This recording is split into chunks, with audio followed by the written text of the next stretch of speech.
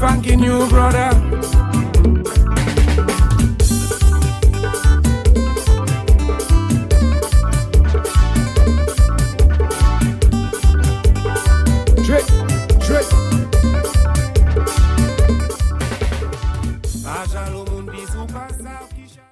Tout le monde, à tout quoi la Dominique et aux Antilles.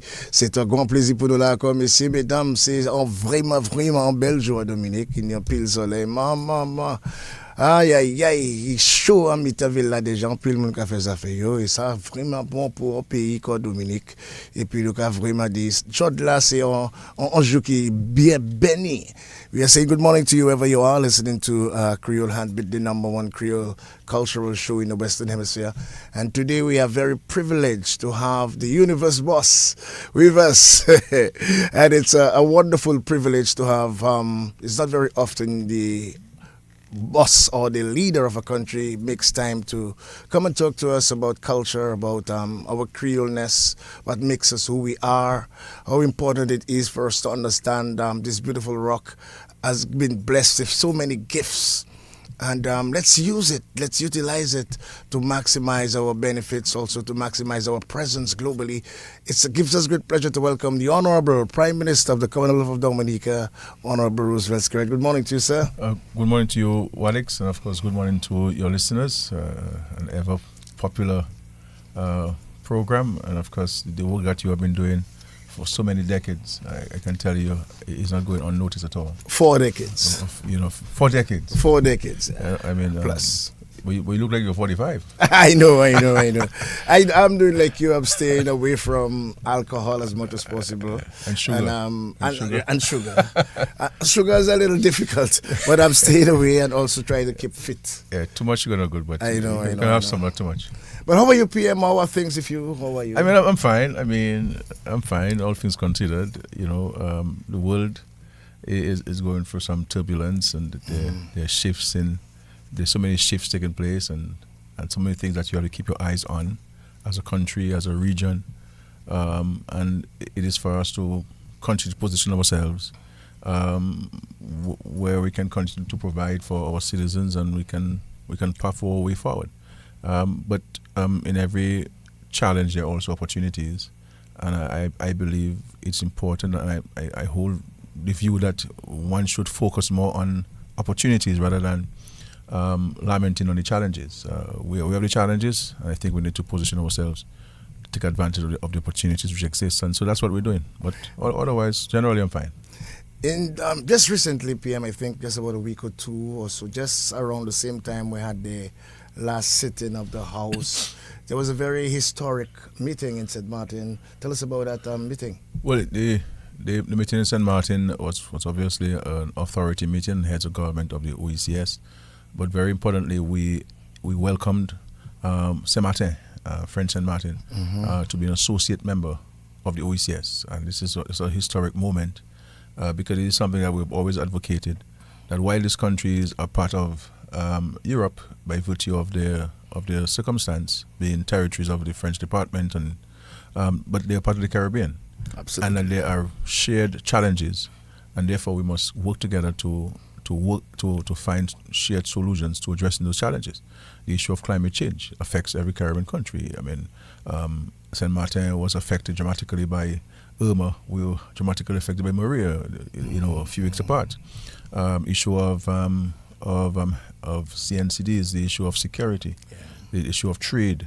So there are a number of things that affect us as islands and small states, where we must work together towards addressing those, because even if you're part of a developed country, sometimes your culture is different from theirs, and their understanding of your own circumstance is different from theirs because they don't experience it. And I think it's important for us to come together. Is it now official, PM, that St. Martin, or they are just given observer status in the OECS? There are two categories of membership. One is full membership, and one is associate membership. So associate membership means that they do not fully participate in some aspects of the integration project. For example, they won't be part of the OECS Economic Union, which allows for free movement of people within the OECS. So they're not part of that. Because of the circumstance, they can't be part of the foreign policy discussions because that resides with Paris. Issue of maritime matters reside with the French Republic. So there's some things that they will not be able to participate with because they do not have the authority as per the French Constitution to engage in.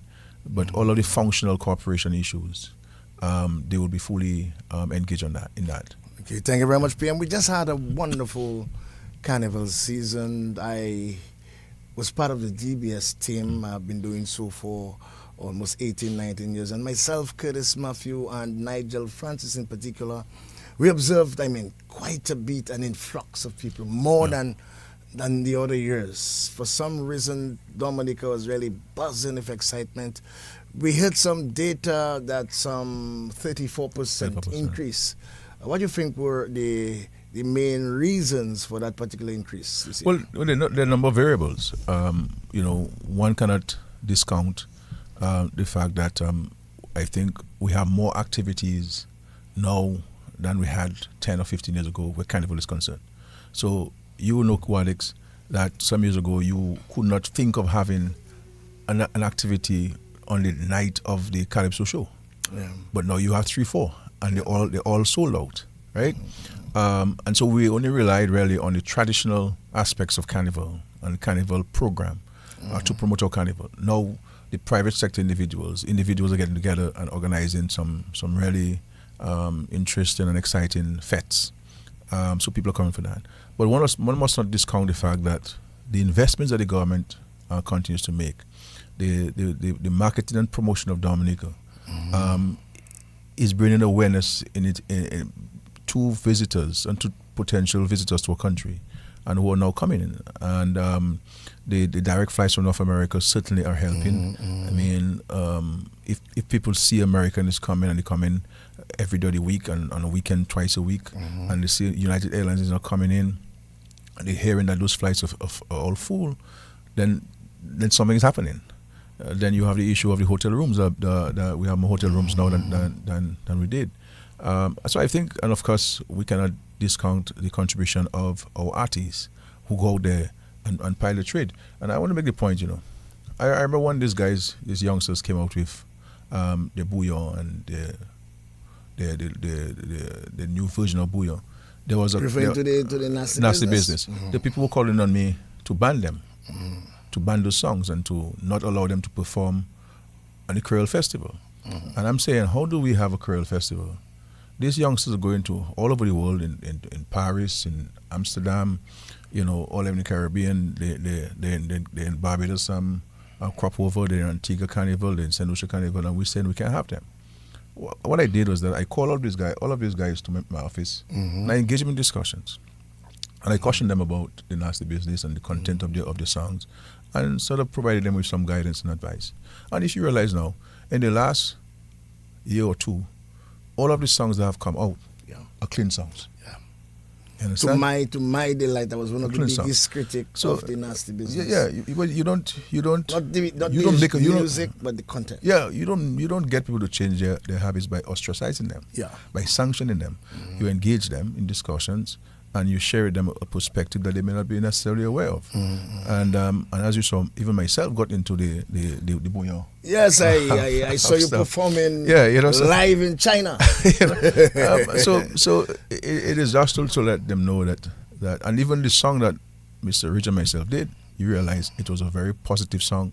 No violence, no guns, enjoy yourselves, and unity. And this is what we wanted them to preach in their songs, and to enhance the safety and security of our country, and to give young people an opportunity to recognize that they can do positive things that can uplift themselves and uplift the society. So I'm happy that also played a part.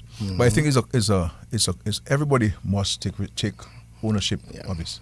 Everybody must share in the success.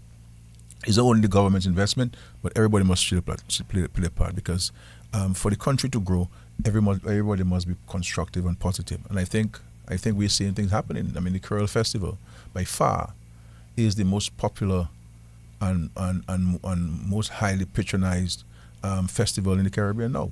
I mean, and it's growing, and we have to keep growing and ensuring that we have more rooms, because part of the problem we do not have enough rooms for people. So people are cancelling because they don't have a place to stay. And this is an opportunity for the private sector. This is why I want to commend the Minister of Tourism and the Ministry of Tourism for hosting this seminar last week for persons who provide accommodation, guest accommodation outside of the hotels. Because we need those. The hotel rooms are just not enough. And I think that we need to ensure that we help these people raise their standards, raise their service. But it's crucially important that all of us maintain a constructive and positive view. Growing by having an increase of 34%, it's a huge number. Yeah. And we can only see this growing, but only if we all continue to play our part. Absolutely. I agree with you 100%, PM. And in referring to, let's say, the bouillon music, we have been seeing the domination of the genre throughout the Caribbean. But even when they go to the French Antilles, they pay particular social charges, work permit, and even travel insurance. Yeah. But the question I would like to ask you in terms of that, sir, is this artist will never benefit from pension funds. Can some arrangement be made? Just try to imagine a lot of the artists, they are now old, and in particular, look at the Cadas guys and what happened to them.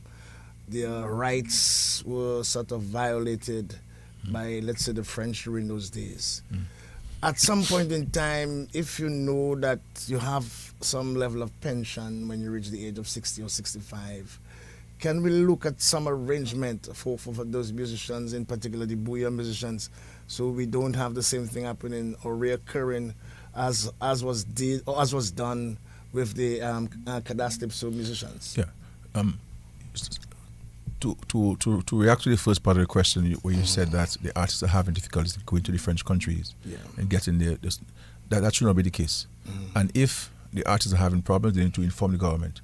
No, not a problem, but they normally, like for instance, the promoters have to get the necessary paperwork. But there's under the European Partnership Agreement, we negotiated a special arrangement for our culture, for our artists. So we need to understand what is the challenge they're having, so that we can refer that to the European to report it. To examine this. I agree. At the end of the day, the artists, and I'm not a politician, I'm not a businessman, I'm not an investment advisor, so I'm only sharing my views from that perspective. I believe that the artists have to recognize that they are business people, and they have to take their profession and their skill and talent seriously, and have better management structures in place, and get advice on how do I invest my money to make sure that the only time comes that I cannot sing, that I have something to benefit from. So I think we may need to provide them with some guidance, and I take note of that, and certainly I will get the government to see how we can provide that kind of support and advice to them. But they also can contribute to the social security as self-employed. So they should become contributors to the social security, because at the end of the day, you may say we may never get to 60 or 65, but we may not get to 95. You know what I'm saying? And so we have to prepare for tomorrow. And so I believe that I find that too many of them take their talent and their skill too casually. Absolutely. You understand? They have to elevate themselves. I agree. In the way they carry themselves, in the way they engage, the management, teams. If you have to call an artist to book himself, there's a problem. There must be a manager who you should call to make the arrangements on his behalf. And I think if you look at a guy like he's my friend, so I can call him out. Issa Banton. Issa Banton is on the right track with that. He has the right attitude towards this, and he understands this. You understand? And I think he pays his taxes. He contributes to the social security. And he's investing otherwise. And I think that others need to pay attention to that, because look at all of the basketball, all the football, all the athletes and so on in the United States and so on. These guys invest in everything, so that you look at Michael Jordan. Michael Jordan making more money now than he made for all of the years he played basketball. But he uses proceeds from basketball to invest in other things. And even here in Dominic, if you're a public officer, you're a private sector person, I keep saying, you build a house, you build a house, you live upstairs and you rent downstairs. You know what I'm saying? So that it can help you pay the mortgage. So all those things that we have to look at, that relying on our single income for our future may not be the only thing that we should consider. We should consider other things. We also give incentives, especially duty-free, to the farmers. Yeah. Can we look at something similar for the, let's say, the musicians? Because one of the things I've noticed in recent times, PM, is we have quite a bit of artists. Yeah. But they're solo, not very many bands. And one of the challenges the bands may have is equipment and the duty on equipment. Yeah. Can a similar situation be looked at, or a similar arrangement be arrived at, where, like we do for the farmers, they get incentives, they get duty-free concessions, something similar for the musicians in terms of the equipment? Yeah, there is an arrangement in law, but I think what we may want to consider based on your question, because clearly sometimes the government or the government system does not provide education and information to people to cause them to be aware of what are on their offerings. For example, a lot of small businesses do not know that there's an arrangement where they can access concessions and get a license for 2-3 years. Wow. You know, so the people don't know that. And I think that we need to speak more about these things and to share that information with people. So in certain pieces of legislation, there's an arrangement there for musicians. But I believe we may need, because of where we're going in music and where our music is at this stage and what we would like it to be, we may very well have to come to a point where we have a special piece of legislation that consolidates all of the support that we provide that are available to musicians in Dominica. So it's something I take note of. Do we have any data, PM, as to the contribution of musicians in terms of, revenue bringing in? The problem you have with this is that it's very difficult to capture the data because people don't report. Yeah. You understand? So we may hear Alex is in Guadeloupe, but Alex may not tell us how much he make in Guadeloupe. Yeah. You know what I'm saying? Yeah. So you do not have that data, and therefore you have to do a guess. Yeah. Based on public pronouncements. Approximation. You know what I'm saying? Approximation of what Alex may have made in Guadeloupe, because Alex didn't tell us. We just see Alex in Guadeloupe as a DJ, as a master of ceremony, and so forth. And so you do not have, and I think we need to find a mechanism where, because that's a huge contribution. Yes. It's a mountain. So said categorically, and quite a bit of the other musicians said, that is Dominica's biggest export. Yes, it's a huge export. It's a huge export. It's a huge export that is not properly captured. So we always have a deficiency in these small countries in the Caribbean, Dominica included, with capturing data and accurate data. Because I have always maintained, for example, agriculture contributes way more to the GDP than we're saying. Yeah. And I remember a statistician within the statistics department decided to investigate this. Wow. And when he took about 5 agricultural produce items, and he came back and he said that there's an underestimation in each of those categories on average 120%. Wow. You understand? Because hucksters, Dominicans don't like to do their business. You get a green card, you tell us until you get to America. You'll declare certain amount.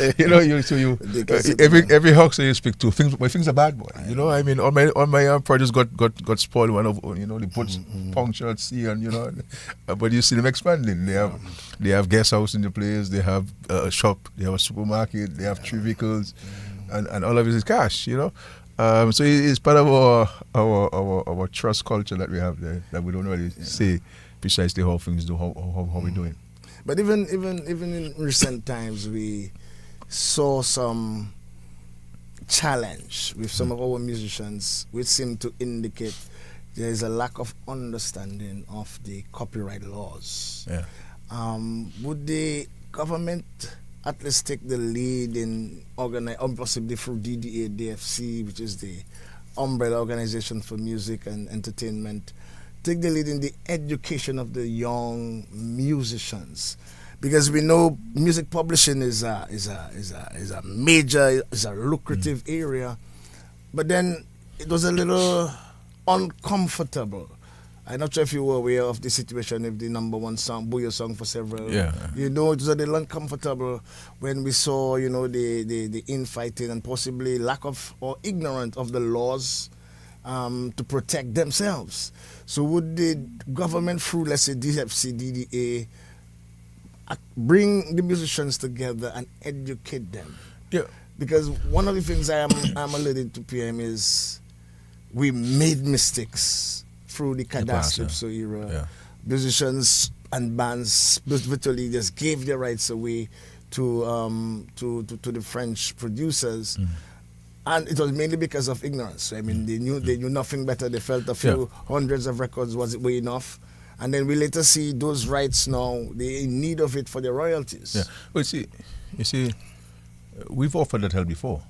As a matter of fact, I had worked with Daryl Bob, and they prepared a proposal to provide that kind of guidance to artists. They had some training even on writing of songs and so forth. I remember that, and obviously Daryl Bob got attacked from all fronts politically, and it was never continued. And we were prepared to fund it. And one of the things that we're going to do in addition to that was to put monies at the aid bank for on a special rate to be lent to business to artists like this, to help them build themselves and to invest and so on and so forth. But we had put the money in, and some people got money, but it was never continued because the structure we had put in place wasn't followed. So I think what we may have to do, because at the end of it, this is a free market economy. The government cannot impose on people. The government can only offer. It's left to individuals to accept. But we're prepared to engage on this.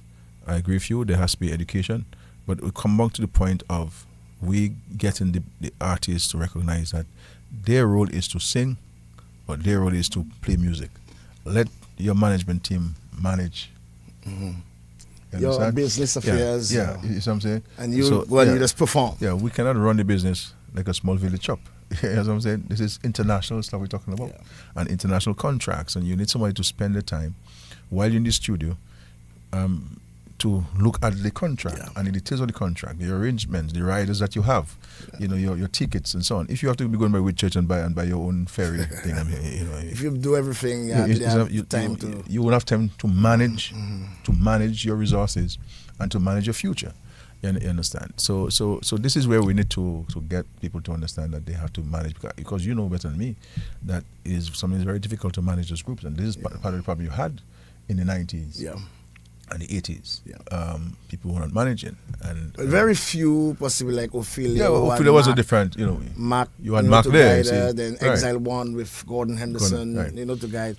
But let's say the Midnight Groovers and some of the other bands, they kind of just sold the rights, for a few records and a few francs during those days.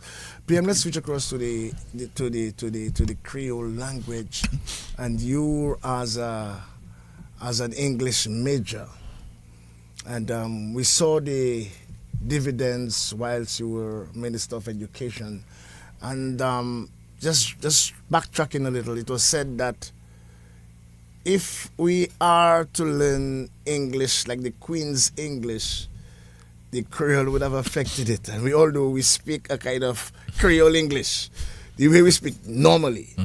I mean, when we have to write, we write differently. When we have, official stuff, we now know that you can learn several languages. Of course.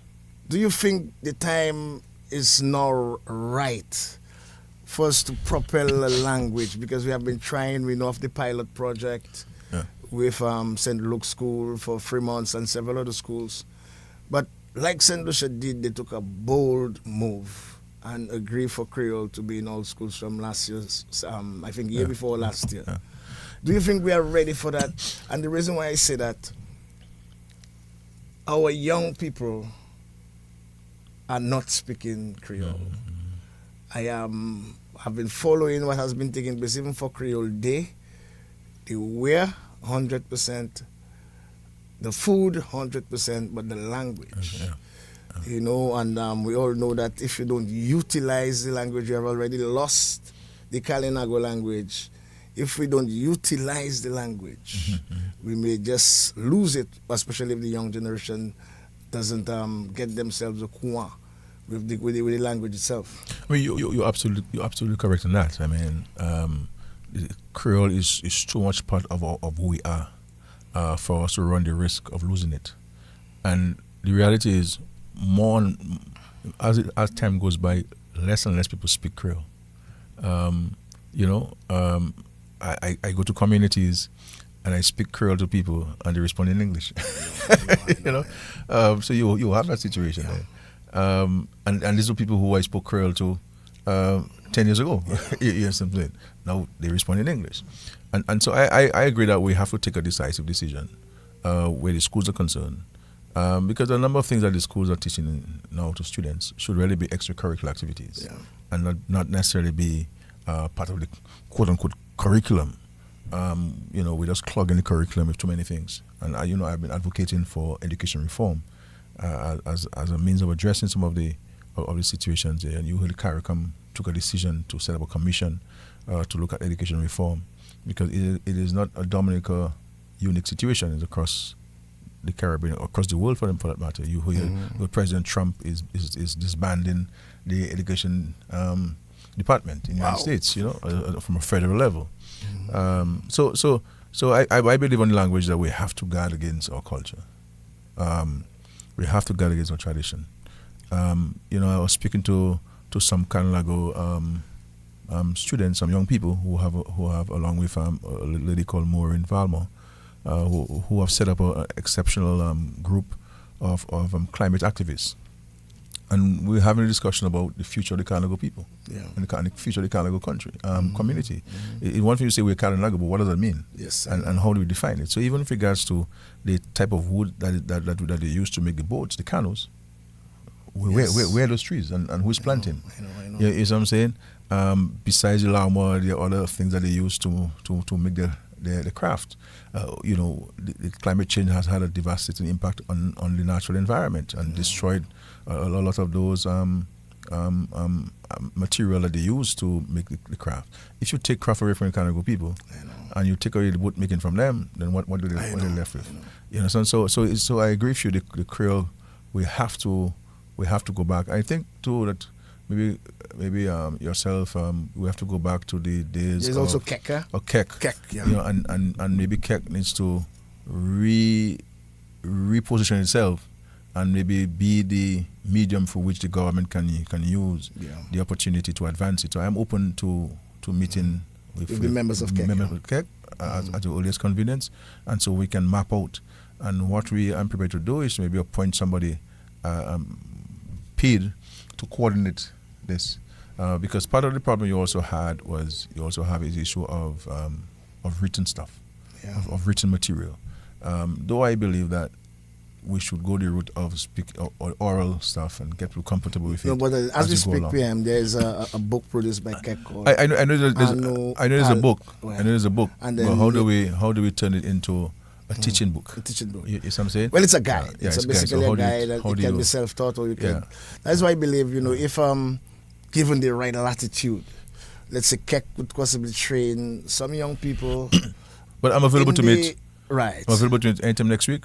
Okay, I will refer that to Mr. Lawrence. I'm prepared to meet, and let's put a structure in place as early as next Wednesday. We can meet, God's willing, and let us map out a way forward. But I agree with you that we have to take action. Even in the Parliament, we've been talking about this when Madam Speaker was there, and that if I say a word in Creole, then I have to say it in English because the rules don't allow me to speak in Creole in the Parliament. So then for that PM, we may need to have a policy. Yeah. And that policy will guide nationally how important the Creole language is, signage, how let's go to the Dominica China Friendship Hospital, Bienvenue, L'Hôpital, so you have a lot of signage all around.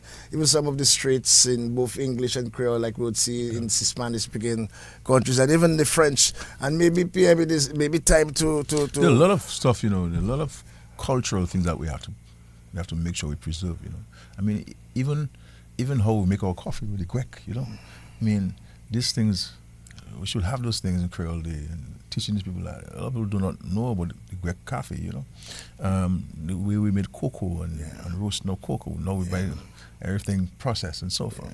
So I think there are a lot of things that we have to we have to stop and take note of. That we can share with the tourists, because a lot of the tourists who are coming in, visitors coming to Dominica, they want to experience local stuff. Yeah. You know what I'm saying? We believe that we must share, we must serve them bacon and eggs. I mean, not everybody want bacon and eggs. Not everybody want English breakfast. I know. You know, people want a Dominica breakfast, and what a Dominica breakfast looks like. You know. Mm-hmm. So there are a lot of things that we have to pay attention to and ensure that we pass it on to succeeding generations. Otherwise, we'll find ourselves adopting a completely new culture. Earlier, before the program, we spoke briefly about the criteria, possibly for sportsmen, entertainers that have excelled, that have brought Dominica's name far and wide. And one of the things that, or one of the people that comes to mind immediately is Fitzroy Williams, the late. I have not heard PM anything from the government actually acknowledging his contribution, someone who have assisted to make a genre with Gordon Henderson and the rest of Exile One, Vivian Wallace. And before Cadaslypso, Dominica played every other music. As a matter of fact, we only played instrumental music until the Boys and Them with Philip Osford, they actually started the vocalizing and Gaylords. But here comes a 70,000 strong island creating a genre.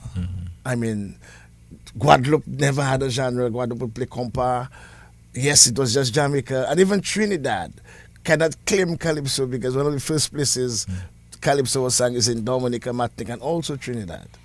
And we must also remember Trinidad became Creole because they took slaves from Martinique and bring across. So very importantly, when these musicians and artists, sportsmen, you know, done so well for Dominica, played for Dominica sometimes 2 decades, and in terms of funeral, I think the state should take some responsibility for assisting. Yeah, I mean, I spoke to in respect to Fitzroy, and of course, Fitzroy was a national icon. Yeah. I mean, you know, musician extraordinary. You know, one who committed his entire life to Dominica and promoting Dominica's culture and also creating culture. You know, I mean, Fitzroy was able to create music and you know, I do not think that any of the existing or past bands or musicians can say that Fitzroy did not have a part to play in their success. You know, so I agree with you entirely that we may need to consider a special arrangement for people like that. Yeah. Not only during the death, but even during the lifetime. Of course. You know, of course. and to celebrate people. So I give you the assurance that's something I will take note of based on our previous conversations outside of this interview. Yes. But I agree with you entirely that we need to have a different category. Like for instance, now, PM, it may be late to say offer, let's say, an official funeral, but if there was that particular criteria, it would have just been almost automatic. Yeah, I you know, official funerals have always been restricted to parliamentarians. Exactly. And my view is, I don't think only parliamentarians who have built this country, you know. Yeah. But this is what we inherited, and so the people who have extended the offer of official funerals too did not fall part of any category, but recognize their contribution. So sometimes, and if you don't have a system in place to allow it to trigger itself, then time passes you by and it's too late to give that recognition to the individual, as is in the case of Fitzroy. But I have spoken to the Minister of Culture, and I know that they're working with the family in respect to the arrangements and for the funeral of Fitzroy. But I agree that a special framework should be put in place to recognize those persons, not only during the death or after the death, but during the lifetime. Absolutely. And to ensure that these people are recognized as for the contribution that they've made. Whilst you were doing your program, you were once a journalist then, Minister of Education, Prime Minister, then at some point in time after I think during COVID, you were also a journalist. You mentioned briefly about the public library. Yeah. What is the update on that, well, PM? I mean, when we were building the State House, where you have the Electoral Commission was supposed to be the library building placed here. But at the time, people had issue with the wooden structure that's there, the history and so on. And so I diverted the funds to the construction of the Electoral Commission, because I don't think Electoral Commission is more important than a library, you know. But and so that's the idea. And then we were going to use the Citizens Investment Funds, so that we had gone to tender. But the reality is the space between DBS and that building is not sufficient. And there are people who objected to demolishing the building. That building was affected by hurricane many times. And my view about this was that, look, we could have demolished the building, but I would have saved all of the stonework, all of the wood in there, and use it as part of the building. And so the history would have remained. You know. So we had gone to a competition for the design, and that was done. But we still had objection to it. As a matter of fact, there are some people who wrote to the United States Embassy and others saying that the government is going to demolish a building as history, or the and so forth. So you always have that in Dominica. Yeah, people write to international organizations making all sorts of allegations and comments, and sometimes, you know, that's why I tell people, if I had a free reign to do things I believe Dominica needs, would have been much more advanced. But sometimes people want consultation, not with a view to advancing something, but not to cause it happening.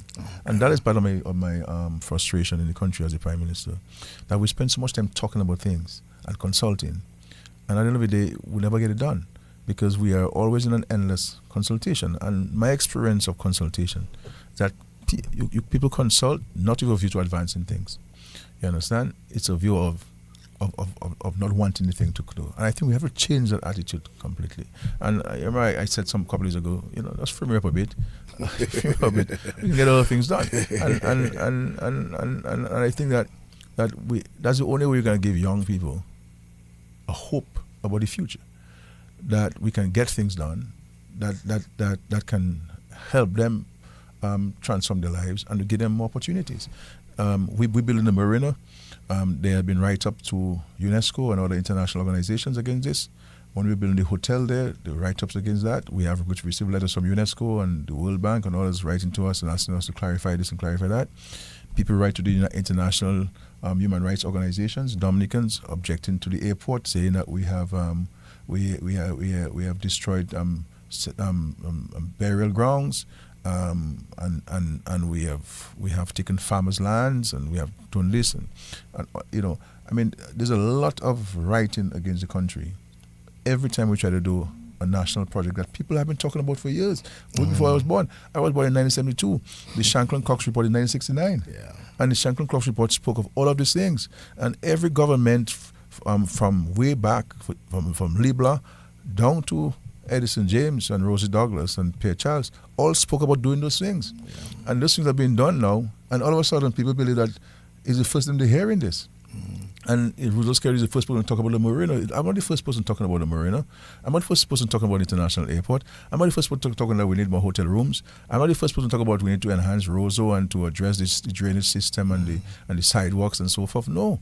But when you are doing these things to create opportunities for Dominicans, then people talk about these things. It is as a student of history, every time I drive by the library, and the design I wanted for the library, my brother, was a place where families could come and socialize. We have a coffee shop in there. You know, you can come and spend time. And I wanted the library to be so attractive that if somebody is driving by, you can't read and write, you'll want to go into the library and pick up a book. You understand?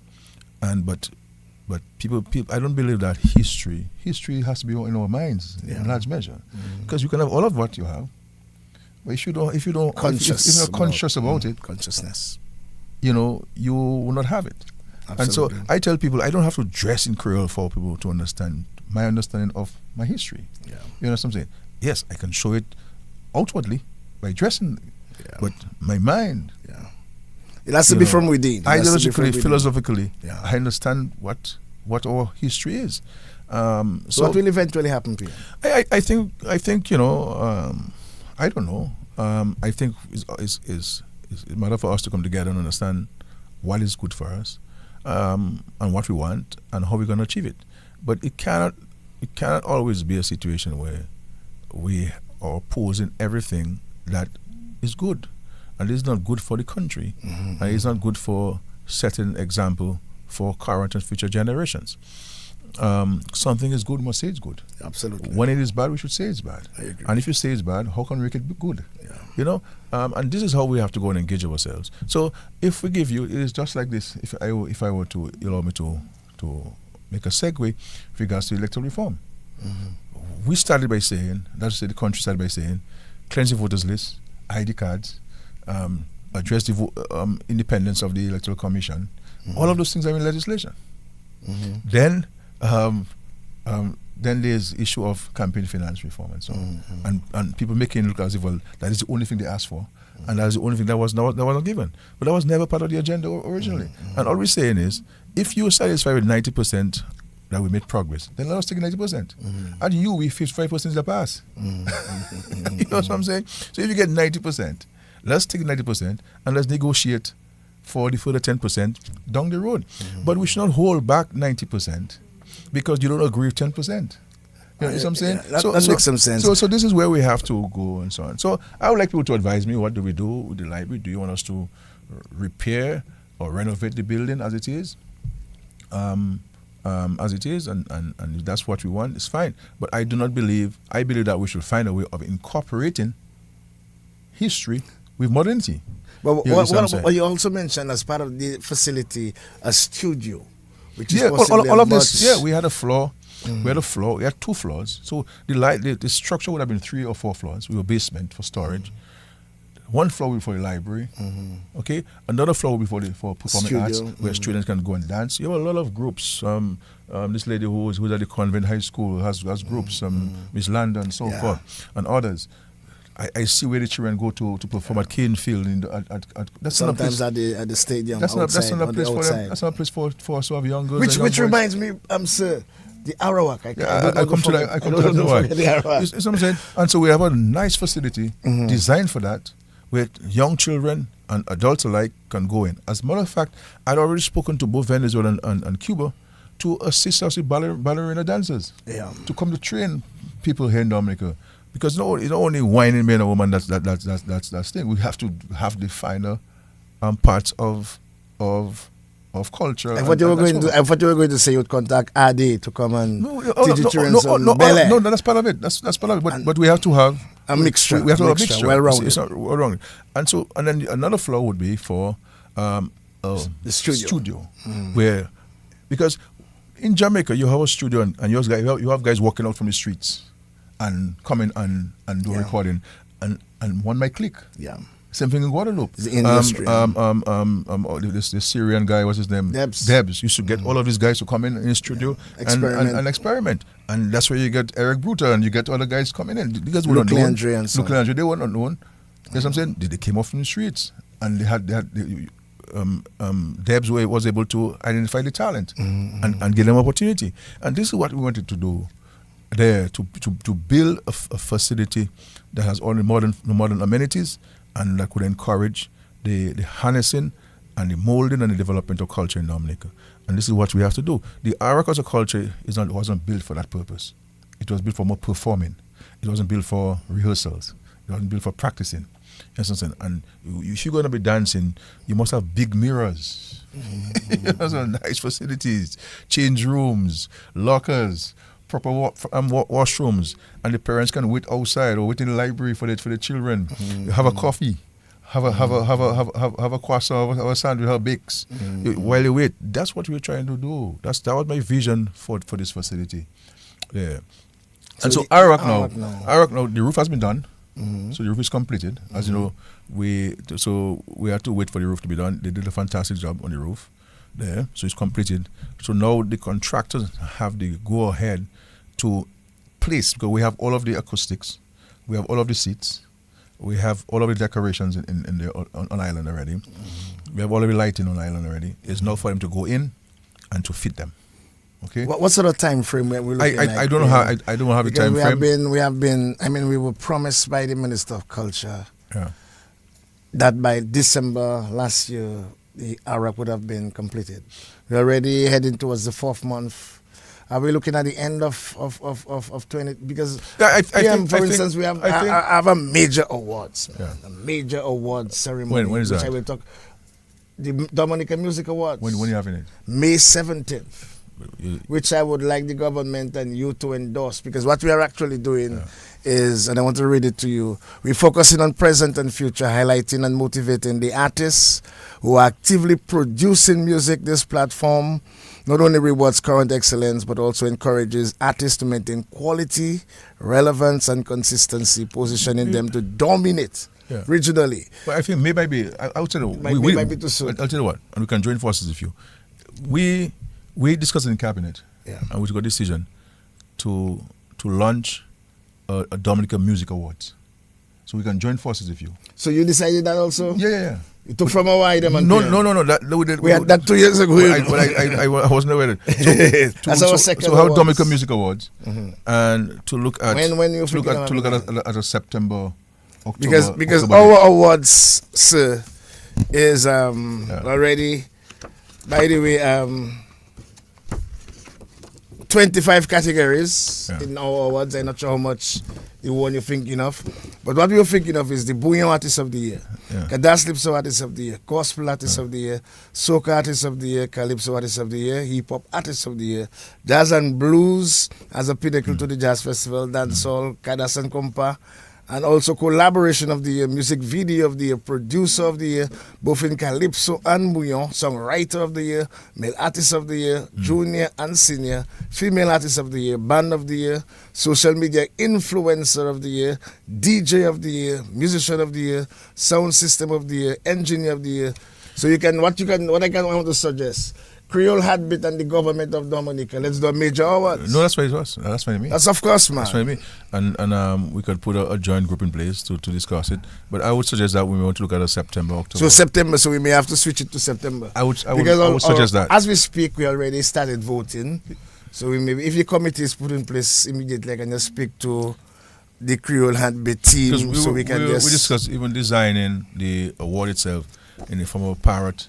Okay. And and big enough that somebody can place, something good. So will it be the government or through DDADFC or just the government? DDADFC government, No, I'm just asking if it's through DFC because we haven't decided on that. Okay. Well, now you can decide. We haven't decided on that. You can decide on that, sir. Creole Heartbeat and DDA or that's fine. Okay. For me, it doesn't matter who does it. We just need to do it because I think it's important that we recognize the talent of our people and to celebrate them. So for me, it doesn't matter who do it. So let us talk outside of your program. No problem, sir. So you and I need to we have a long agenda items. We have a long agenda, but we will discuss that after. Sure. Heroes. We also spoke off the camera, off the record, about honoring our heroes. Yeah. We are not very good in doing that, and we spoke and you spoke briefly about whilst alive. Yeah. Honoring, because what we did for the Calypso icons continue to hurt, sir. Yeah. Where we had to take out the billboards, we already had them up. Just imagine Fitzroy Williams, his image was already up. He could have seen himself, he was alive to see himself up by the ferry terminal, and we had to pull it down. Why was it pulled down now? We pulled it down because the guys for the fishermen broke several of them, including one from Michael Henderson. They actually broke. Oh, I see. So myself and Brohim and the team decided to pull it down and hope that one of these days you might give us the Barracoon building so we can put it up there. What is going on with the Barracoon building, sir? Well, the Barracoon building belongs to the state. The Roseau State Council has claimed it, but it doesn't. Well, is the state? The state is you in charge of the state assets. You're in charge of the state assets. So send me a proposal on that. Of course, man. But then Heroes Day is also in the day itself. In America, well, we know of the Martin Luther King Day and all these days, but where we can celebrate our own people, even in our school curriculum, there's not much of that. You know, I visited Guadeloupe just over the weekend on ambassadorial duties where I spoke to some children. And it was so important that they understand and learn about the Carnival. I'm not sure if you were aware that the treaty which was signed in 1660, because I think Honorable Cozier was at another function. But very importantly, the children were eager to learn. And already we can confirm that students from Asbelton, which is like the Kalinago territory, the same area that was given to the Caribs is an area called Asbelton. I was fortunate to have gotten a medal from the mayor. Thank you to the mayor. But very importantly, the mayor already confirmed that he's going to send 3 students of 3 different schools to the Kalinago territory and seek to do the same for the Kalinago territory students to go over to Guadeloupe. Because what has happened is they choose the worst place in Guadeloupe to put the Caribs. They send some to St. Vincent. They send some to Dominica. So some of the families of those who were supposed to be in Guadeloupe are in Dominica. So they want to trace back those links. We saw people looking like Caribs, but they can't call themselves Caribs, except in the Dominicans. But that history was very, very rich. And I believe honoring the people is important because we have to actually tell them about their own heroes, which they know nothing about. No, so, I agree with you. I mean, there are a lot of little things that are crucial that we should pay attention to, the intangibles. So make me head that now, sir. We have been talking and talking. Give me a nice office where I can get, even if you have to allow Capitole to get 2 nice, pretty Kalinago girls to excel in secretarial work. I can do those things. We spoke about Granby as the Creole culture, and I do not want to forget this, sir. Several years ago, we speaking of Dominica as the Mecca of Creole. When people visit Dominica, for instance, I see St. Lucia now is putting a major thrust on heritage tourism. And they want to promote heritage tourism as big as they promote in the jazz. We have a richer heritage than St. Lucia. Some of what they are doing, they actually took from us. Even a lot of the programs in Creole, they took from us at Keck. So heritage tourism is a big thing. It's very important. I mean, you come to Dominica, you have to get a Creole. Granby, if Granby is a chosen place, you can come there, you can get some belly dancing, you can get some tourists to come up there, you can get Kadas music up there, you can get bouillon music up there, you can get that Creole food, and we're not talking about barbecue chicken and so on. You can get that Creole food, you can get memorabilia of the local people, you can get Kalinago stuff at the same time, you can see some artifacts from historical times. I believe you get that total experience. I agree with you. So let's I say we will meet. We have a long agenda. So you're confirming you'll make me head that debate? I'm confirming right on DBS Radio tonight. So let us give it a little thing now. I've got a little thing to make from right now. I have a big position now. Anyway, apart from that, because I want to also cover a few things very importantly. I heard you mention something about the lights. We saw some statistics where millions of dollars were actually spread around several economies around the Caribbean for the World Cup. We weren't fortunate because our light system was in some challenge. Where are we now with those lights, PM? Well, I said it's going to cost us about $14 or so $million. Yeah. So, because when people talk about the lights, they always talk about as if some street lights you just put up and because it's a huge cost. Yeah, but then why I mentioned that because, and I do not want to be controversial. St. Lucia took a loan from our bank here, and then when I saw St. Lucia made over 100 and something million, I said, shit. Couldn't we have done the same? I think the boat is now gone, but I was just thinking aloud. No, and I hope you don't think the way I tell you that straight. No. Because when I saw those millions, I think we need some of those millions. It's not that we were not prepared to put the lights and to host the Cricket World Cup. We had agreed to host the Cricket World Cup. We had made an offer to host the Cricket World Cup. And then the issue of the lights came up. We were prepared to sign an agreement with the supplier of the lights, but at the time, we were not comfortable that the lights would have been delivered at the deadline by which the Cricket World Cup would have wanted the lights. So it was not a situation where we were not prepared to host. We actually wrote and submitted a plan. Then they said we may go into a night game, and just to be safe, we needed the lights because we thought that it was going to be day games. You understand? So where are we now, PM? So the National Lottery is going to provide the funding. Oh, perfect. I've approved this. The National Lottery is finalizing the agreement with the supplier of the lights. The money has been secured, and I believe in the next few days or so they will sign this contract, and we will have these lights put in. So this is where it is. But I just want to let people know that in the scheme of things, this is a lot of money. $14 million. We all know what we could do with $14 million. Yeah, but so when our Dominican team have to play our I understand that. Our local game in Santo Domingo. All I'm making the point I'm making to us is that we is just to draw to the attention of the public the cost of it. Because a lot of people some people would have spoken as if all is a few dollars, but I wanted to highlight the point that this is. So what happened before PM? I mean, just for general knowledge, that's done. I mean, it's a wasted investment. Well, it's unfortunate, but that's what happened. And let's make a point now.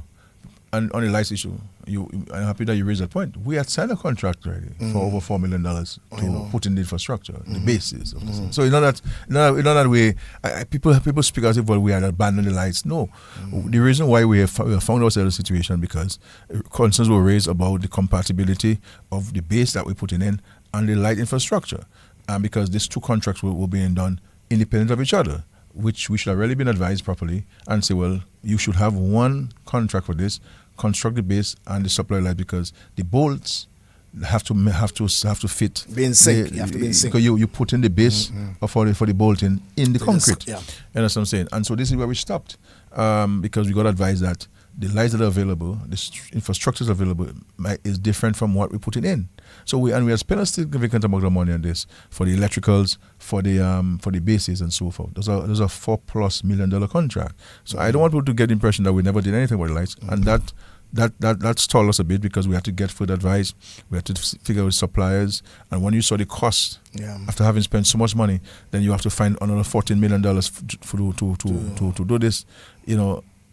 Just understand where we are to do. And when we were going to do it to host the Cricket World Cup, while the supplier said he could have done it, we did not feel quite comfortable that he could have done it at the time, because you had a cut-off point where the West Indies Cricket Board, the ICC, would have come in and say yes. To inspect and to confirm. To inspect and so on. Though our games would have been later, but you still needed to have had the lights in at a particular time. We have been hearing talk about the cannabis industry and putting some energy. And those who say in other countries like St. Lucia and so on, they didn't have to change the entire infrastructure. Right. You know what I'm saying? I'll say lights, fixtures and so on, but ours we had to change all the bases, because remember the hurricane had damaged a couple of them, and so we had to replace everything. Just this week, sir, I heard the press secretary mention about putting the industry right now firmly on solid ground. That's the cannabis industry. Where are we with that, sir? Well, there's a workshop today. Today? Started at 9:00. As you know, we have appointed a commission. So the commission is meeting to chart the way forward. There's a draft piece of legislation. So some positive steps are being made on that. This is important because I believe that, are you concerned, sir, that you really give permission for a few sticks and a few trees in the yard, but are you comfortable with the level of, it appears, abuse of it all over the city, all over? Well, we have to have. So it in the band was alarming. I mean, let's put it in context. We must not get the impression that people never smoked marijuana before. No, man. Trees. No, but please. People were smoking marijuana in the 70s and the 60s. You ever tried it, sir? I never tried marijuana. Okay. We're smoking marijuana in schools and other places, so we're not doing it. I believe that we have to have continuous public education. Yeah. And to draw to the attention of young people in particular, at all levels in society, at home and the schools and the church, of the need to understand that this is not something that you should abuse. Yeah. And it is something that you need to use wisely. And it's important, I said to Wa, from the house of Nyabingi, if you speak to Wa, who is a Rastaman who smokes, obviously, the Nyabingi has a different perspective on smoking. Religion. You know what I'm saying? Which is important. And I always said to Wa that he needs to come forward and to help educate the public on these things, on the responsibility of smoking, and when do you smoke, and how do you smoke, and why do you smoke. to let people understand that is smoking is not a fashion. It's not something to, because in the legislation and so on, we prohibit people from smoking in public places and affecting those who are not engaging in this. Yeah. You see what I'm saying? Now, if the police starts enforcing that, then people are going to complain. But it's left to us now to understand. Because otherwise, you may very well come to a point where you may have to reverse those decisions because people are abusing it, and so it is a bit concerning to me and others. We also heard some news from the Chinese embassy recently announcing plans to position Dominica as a regional distribution center. That sounded like real exciting news. Yeah. Dominica as a distribution center, and we're thinking of Dominica's trade, economic growth, job creation. Yeah. Can you just enlighten us a little? Well, what we've been discussing with the Chinese, look, all of the majority of things that we end up buying in Dominica are made in China, but they are transshipped via the United States and other countries, and of course there's a higher cost. When you go to China and the cost of a lot of things we buy here in Dominica and others is a fraction of what we of what we pay in here. You see what I'm saying? And the whole idea was whether we can use Dominica as a transshipment point, is a point of distribution. So you would bring the items here, and merchants and business people would be able to procure them, and you distribute out of Dominica to those islands and make the cost of those goods cheaper and more accessible to more people, and that would also create opportunity for trade, foreign investments in country, jobs, and greater economic opportunity for many of the small businesses. Absolutely, and just kind of update us, PM, whilst we're there, if you can stay a few more minutes with us, as we kind of left sports and culture for a little while on the geothermal, because feverishly waiting when we could see that reduction bill. Where are we with the geothermal plant? Well, everything's in place. We're making great progress. I'm hoping to visit there later this month in April. We're on track from all reports. All of the funding is in place. We have, as you know, contracted the monies for and signed the contract for the transmission lines. And some local contractors have been subcontracted on this as well. So that is going on. The geothermal plant is most of the components are here and are being assembled. So all things are looking up. Any time frame again, PM? Well, we're looking at end of this year. End of this year. It is a major investment, just taking some time because it's very costly, as you know. We have to take a risk for the exploration, and we have invested heavily in this geothermal project. I mean, just the transmission lines from Loda to Foucault is $103 million. But these are money that we believe that are important to be spent. The long-term benefits to the citizens and of Dominica and the investors in Dominica is going to be Will we important. Definitely see a reduction in our electricity costs? From all advice, over a period. From all advice we receive, you will see a reduction in your electricity bill. So we are looking forward to that. We're trying to keep the cost of investment low in terms of the interest rates and so forth, so that we don't have a passing on to the consumers. But it is right way to go. Positive impact on the environment, but more importantly, equally importantly, is that it's going to have a positive impact on doing business in Dominica. And this is our mission. And so while we've been in a smaller plant, the intention there is to build further on this. And also continue to engage at the CARICOM level, at the OECS level. We have been discussing those things. Last week we had a CARICOM meeting and we discussed those things at the OECS meeting as well. The issue of renewable energy and where Guadeloupe and Martinique is concerned, and our ability to supply them with clean, cheaper energy. And it's something that we continue to say to the French and our brothers and sisters in Martinique and Guadeloupe, that we are still positioned to supply you with this, especially if we're going to be fighting climate change and the use of fossil fuel to generate energy within our countries. But within the first stage, PM, will we be able or be in a position to be able to sell, let's suppose, if any of the close islands are interested, or we are just dealing with local consumption? No, we have the capacity to sell, and this is where herein lies an opportunity for a group of local businessmen to come together and invest in the export plant you certainly guaranteed sale, because Martinique and Guadeloupe, because they're part of the European Union, a certain percentage of the energy must come from renewable energy, but they do not have the capacity. Wind and sun is not giving you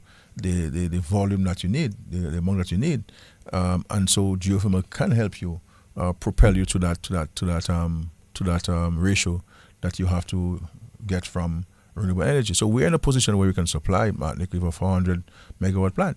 And so herein lies an opportunity for investors. And if people are asking what is rare opportunities for us to invest, geothermal is a way to go. And from the government standpoint, we're prepared to hold your hands in your engagement with the French and the European Union on the issue of supplying Martinique and Guadeloupe with geothermal energy. Where are we in terms of time frame for the long-awaited cable car? I cannot wait for this particular investment. The cable car will be complete at the end of December. End of December. 2025. Work is ongoing there. We have over 300 people employed. It's going to be a major plus for our tourism product. As you know, more and more tourists are looking for additional attractions. Yes, we have the natural built attractions, but there are other things that people want to do. And the feedback we're getting from people out there, the cruise lines and others, about the timeline for the completion of this, we believe that this is going to help in a dramatic way to boost tourism in Dominica. And we saw what the aerial tram did, and the sheer number of people who would go visit the aerial tram. This cable car is more exciting than the aerial tram itself. I mean, it's going to be a huge impact. And finally, I would have loved for us to take in some calls, but I had so many questions laid. I still will be leaving out some 20, 13 more questions. Wow. But we as the natural with an abundance of water, sir, it still hurts that most of our water is sort of imported. What can be done from the government end that we can consume local spring water? We saw, I mean, we know it's CARICOM, we know there's, we can buy or we can trade with our CARICOM neighbors, but then we, I think, should be the major suppliers of spring water. We used to do well with the Lubia Spring, but it's a few years now. What would you advise? Well, what we're doing, I mean, there's one local investor who has come to us and indicated that he is looking at investing in a water bottling plant. And we are prepared, and I've said to him that we're prepared to give all of the support that we need to give. There are some requests that they have made of the government, and I have given firm commitment in writing to them that we're prepared to put in place those requests to facilitate his investment in the water. And he's going to look at the high end with glass bottle, because the glass bottle has a higher value. And we're also speaking to a foreign investor who would like to purchase the properties of Lubia Water. And so the discussions on that. I intend to reach out to the principals of that company, because there's a reluctance on their part to sell it. I don't know why, because they have not come back since the hurricane. Even if we provide them all the support they need, and I think they need to sell the property. If not, the government will acquire any public interest and pass on to the foreign investor to redo the plant. That foreign investor has his markets, his global markets, and he's very keen on this. So next week I'll reach out to the principals of the company who own the property at Lubia, and see whether they're prepared to sell. If not, we will go under the State Lands Act and compulsory acquire in the public's interest. So there are two companies that we're speaking to. That's exciting. But at the end of the day, Wadix, each of us in the country must play our part, because consumption. It is a free market economy. People buy what they want, and therefore we have to make a concerted effort, a deliberate effort, to support local. Because if every time we buy things that are manufactured out of Dominica, when we have it in Dominica, we're exporting our jobs. We're exporting foreign exchange. We're sending foreign exchange out that we do not have. And so while the product might be a little bit more expensive. That's what is made in Dominica, but it's for good reason we're investing in it. So our brothers and sisters, our neighbors' jobs can be secured. We can grow the economy and create more opportunities for others. And so we have to have a conscious attitude towards supporting locally. Even, for example, with imported chicken. There are some people who we can't have the abattoir and we're not supporting the chicken that comes from there. And then we're talking about where the jobs and what's Kerry doing and so on. We put those infrastructures in place. We put those facilitation in place.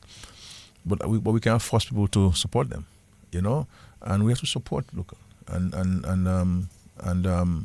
when we support what we have locally, that's how the person is able to go out there and dominate the regional international market. But if the person doesn't have a base in his own country, it's difficult for him to survive out there. Likewise, even soap. Why are we buying soap that are made from all over the world when we're making some of the best soaps in the world? Absolutely. So we have to make a concerted effort to this. I have not, that's why I don't cook at my home imported chicken. We have to support the local people. And these are the things that we have to be conscious of. I ensure that we don't, as far as possible, we should not buy imported soap. We have to keep the jobs in Dominica, keep the jobs in Mao and the surrounding communities, and bring the foreign exchange. So each of us has to make the constant effort to support local. When you go to supermarkets, tell the supermarket person you want Dominican tomatoes, not tomatoes made in Canada or Ecuador, and you want Dominica watermelons. Hilary Shillenford and all of his guys have some of the best watermelons in the country. My friend there from Montrachet and Cooley Bistry, these guys have all those things. The people in Mont Prosper have the best seasoning. Let's buy it from them. So we have to support the local people to be able to make a living. Because anyway, a choice is government. Government is a consumer, yes, but each of us in the country is a consumer, and we have to make a deliberate effort towards supporting local. PM, I would like to really thank you for taking some time off. The platform is here. Feel free whenever you need to come and talk culture, to come and talk sports, come and talk entertainment. I hope that a lot of what we said today, we can actually manifest it. Because I believe Dominica can reap tremendous dividends if some of the energies are placed. And as we go, PM, now that electoral reform is over, will we see an election before 2026? You don't have to answer. This was the Honorable Prime Minister of the Commonwealth of Dominica, Honorable Roosevelt Skerritt. And I really want to thank him for taking time off to really come and really educate us on certain areas. Our spinal cord, people without the knowledge of the history and culture is like a tree without roots. Marcus Mosiah Garvey. So thank you, PM. Wish you all the best. Good health, good luck.